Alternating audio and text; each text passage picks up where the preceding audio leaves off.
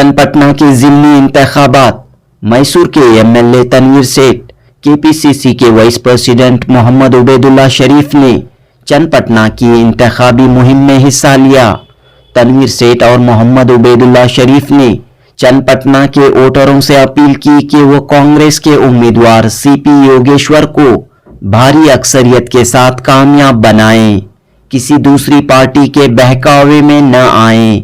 तनवीर सेठ ने कहा कि सीपी योगेश्वर भले ही अलग अलग पार्टियों में रहे हों, लेकिन हमेशा मुसलमानों के साथ खड़े रहे हैं। तनवीर सेठ ने कहा कि चन्नपटन, शिगांवी और संडूर तीनों हलकों में कांग्रेस के उम्मीदवारों की जीत में मुसलमान अहम रोल अदा कर सकते हैं। तनवीर सेठ ने कहा कि पैसों की बुनियाद पर, बड़े बड़े वादों की बुनियाद पर वोटों को तकसीम करने की हर इलेक्शन में कोशिश होती है, लेकिन वोटर समझदार हैं, पूरी जिम्मेदारी के साथ अपने वोटों का इस्तेमाल करेंगे। इस मौके पर केपीसीसी के वाइस प्रेसिडेंट मोहम्मद उबैदुल्ला शरीफ ने कहा कि सीपी योगेश्वर भले ही बीजेपी में गए थे, लेकिन वो साफ जहन रखते हैं और सेकुलर लीडर हैं। चन्नपटन में जेडीएस भी मुसलमानों को रागिब करने की कोशिश कर रही है। इस सवाल पर मोहम्मद उबैदुल्ला शरीफ ने कहा कि इस वक्त पूरे मुल्क में मुसलमान वक्फ अमेंडमेंट बिल की मुखालिफत कर रहे हैं। मुस्लिम वोटों की ख्वाहिश रखने वाले कुमार स्वामी वक्फ बिल के खिलाफ क्यों अपना बयान नहीं देते। जनूबी हिंद न्यूज रिपोर्ट। तो चन्नपटना में जो है बाई इलेक्शन हो रहे हैं, तो इस सिलेक्शन से क्या उम्मीद है आप? न सिर्फ चन्नपटना, रियासत के 3 हलकों में आज जनूबी इलेक्शन हमारे सामने इंतखाब आए हैं। इसी माह के 13 तारीख को है ना इसकी पोलिंग है। सबसे पहले मैं कांग्रेस आला हाईकमान का दिली मुबारकबाद पेश करता हूं। उन्होंने मुस्लिम लीडरशिप के तहत हमारी बात की लाज रखते हुए शिगांवी में मुसलमान नुमाइंदे को है ना इंतखाब में लड़ने का मौका दिया है, और इसके साथ साथ संडूर और चन्नपटना। आज चन्नपटना के दौरे में मैं आया हुआ हूँ। हालांकि रियासत के तीनों हलकों की जिम्मेदारी और तीनों सीटों पे कांग्रेस की जीत हमारे लिए बेहद जरूरी है। इसलिए नहीं कि कांग्रेस कभी भी मुसलमानों का साथ देती आई है, और सियासी जमातों को कांग्रेस के ऊपर यही इल्जाम है कि मुसलमानों का साथ देते आए हैं। ना मुसलमान कांग्रेस के लिए जरूरी है, या कांग्रेस मुसलमानों के लिए हमारे जरूरत का सामान नहीं है।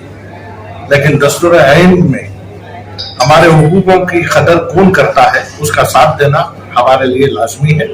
इस लिहाज से हम कांग्रेस पार्टी का साथ देते आए हैं।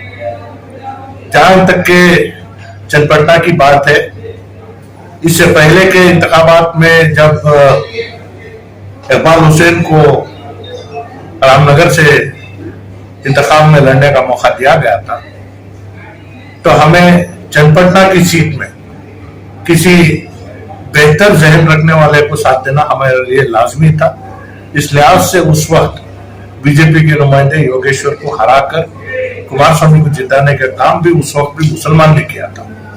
तो आज फिर एक बार हमारे सामने मौका आया है, क्योंकि कुमार स्वामी मरकज में वजीर बनने के बाद, एमपी इलेक्शन जीतने के बाद यहाँ की जो उनकी सीट थी, इसके ऊपर बाई इलेक्शन आया है। सीपी योगेश्वर मेरे वालिद मरहूम अजीज शेख साहब के शागिर्द के इज्जत से चन्नपटना में बीड़ी मजदूरों का बहुत सारा काम करने का बेड़ा उठाया था।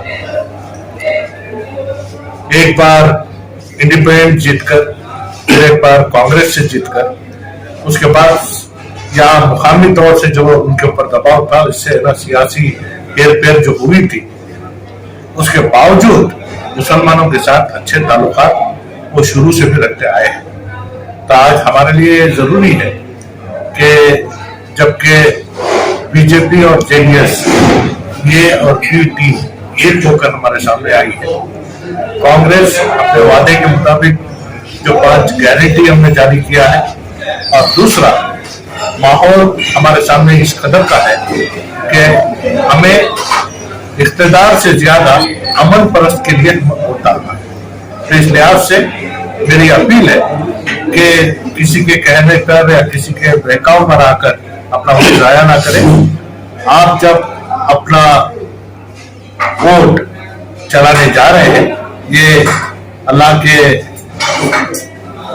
इससे है ना, ये अपनी शहादत पेश करने के लिए जा रहे हैं, तो सही नुमाइंदे को है ना आप अपना वोट डालें, और जिसमें हम सब सीपी योगेश के हक में यहाँ आए हैं, और एक मुस्लिम कायदीन तमाम अपनी ये कोशिश है कि रियासत के इन तीनों जरूरी इंतखाबात में कांग्रेस के लिए हम काम करके कामयाबी ला कर देना।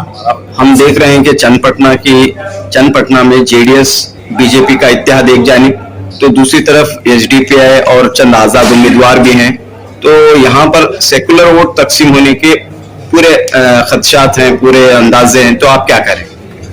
देखिए, ये सिर्फ चन्नपटना की बात नहीं है कि आज हर जगह दूसरे पार्टियों के दबाव में या फिर उनके दिए हुए पैसों से वोट तकसीम करने का एक सिलसिला हर इलेक्शन में जारी है। ये कोई नई बात नहीं है, लेकिन वोट डालने वाला उसको है ना अपनी जिम्मेदारी का एहसास है, और वो अपनी जिम्मेदारी का एहसास के मद्देनजर वो हमारा साथ देने का काम करेगा। और मैं किसी दूसरी पार्टी या फिर आजाद उम्मीदवार के बारे में बात नहीं करना चाहता, क्योंकि उनकी अगर ताकत है तो वो जीते। खामखा वोट तकसीम कर कर हमारे सामने एक फैसिस्ट और कम्युनल फोर्स को ना आगे लाने का काम ना करें। ये मैं अपील करता हूं कि मैदान उनके सामने है, उनकी ताकत का अंदाजा उन्हें है। अगर ये समझते हैं कि उनकी अगर ताकत और नुमाइंदों से बेहतर है, तो इंशाल्लाह वो अपने रेस में आगे रहे। अगर वोट खराब करने की अगर उनकी कोशिश से वोट खराब हो रहा है, तो जमहूरी निजाम को ना ताकत देने के लिए वो अपने उम्मीदवार से हटकर हमारा साथ दें। एक आखिरी सवाल, योगेश्वर साहब जो है बीजेपी में रहे, अब कांग्रेस में आ चुके हैं, तो कैसे एतबार किया जा सकता है कि ये सवाल यहाँ पर उठ रहा है इलेक्शन में? नहीं, बात से मैं भी वाकिफ हूँ कि एक बार गलती करने वाला और एक बार गलती ना करे, इसका किसी भी तरीके से है ना मैं खुलकर है ना साथ देने के खिलाफ हूँ। सीपी योगेश्वर जैसा मैंने बताया कि वो बावजूद के है ना बीजेपी गए, जेडीएस गए, कांग्रेस में रहे, इंडिपेंडेंट रहे, और हर हमेशा यहाँ के मुसलमानों के हुकूक को लेकर, उनके कामकाज को लेकर कभी भी है ना योगेश्वर से हमें तकलीफ नहीं हुई। तो सिर्फ पार्टी बदलने से उनके ज़हनियत को वो नहीं बदले हैं, ये भी चीज मानता हूँ कि उनसे गलती हुई है, और गलती को दरगुजर कर कर आज वो फिर कांग्रेस आए हैं। तो हमें है ना उम्मीद है कि आने वाले दिनों में वो है ना हमारा साथ देंगे, और हमारे एक हिसाब से मुसलमानों के, खासतौर से मुसलमानों के हुकूक के लिए वो लड़ेंगे। मौजूदा हालात में इस ज़िमनी इलेक्शन को आप कैसे देखते हैं? पहले तो मैं आपको ये कहूँगा कि मुझे निहायत खुशी है कि एक ज़माना जो है साद अली खान साहब का इलेक्शन था, मैं उस वक्त जो है अजीज सेठ साहब के साथ यहाँ आया था। आज सीपी योगेश का इलेक्शन है, मैं तनवीर सेठ साहब के साथ खड़ा हूँ। ये निहायत खुशी है। और जहाँ तक यहाँ के इलेक्शन का मामला है, यहाँ की अवाम जो है इस वक्त अपना ज़हीन बना चुकी है। चन्नपटना में जो है सीपी योगेश बहुत अच्छी बड़ी तादाद से इलेक्शन जीते। किस बुनियाद पर आप ये बात करें? देखिए, जैसे कि तनवीर सेठ साहब ने कहा, यह बात सही है कि सीपी योगेश बीजेपी जरूर गए थे, लेकिन वो एक साफ ज़हीन और सेक्युलर ज़हीन का इंसान है, इसी वजह से वापस कांग्रेस में आए और एमएलसी रिजाइन करके आए। वो चाहते थे एमएलसी, उनका अभी वक्त था, रह सकते थे। और जब वो बीजेपी में, जैसा कि तनवीर सेठ साहब ने कहा, बिजली मजदूरों के लिए यहाँ अजीज सेठ साहब की सरपरस्ती में उन्होंने 250 घर शुरू में किए थे, अब मजीद 500 घर तामीर कर रहे हैं। वो बीजेपी में रहते हुए ये काम कर रहे हैं। तो एक साफ जहीन का इंसान है। यहाँ के लोग, खासकर यहाँ की अखिलियत जानती है कि सीपी योगेश्वर जो है वो अखिलियतों का सही नुमाइंदा बन सकता है। जेडीएस भी जो है मुसलमानों के हक में यहाँ पर बात करती हुई दिखाई दे रही है। मुस्लिम हल्कों में कैंपेन चल रहा है जेडीएस का। चल रहा है, बड़ी अच्छी बात है। सारे हिंदुस्तान में आज जो है वक्फ अमेंडमेंट बिल आ रही है। HD कुमारस्वामी एक बार कह दे कि हम इस बिल की मुखालिफत करते हैं, तब मानेंगे।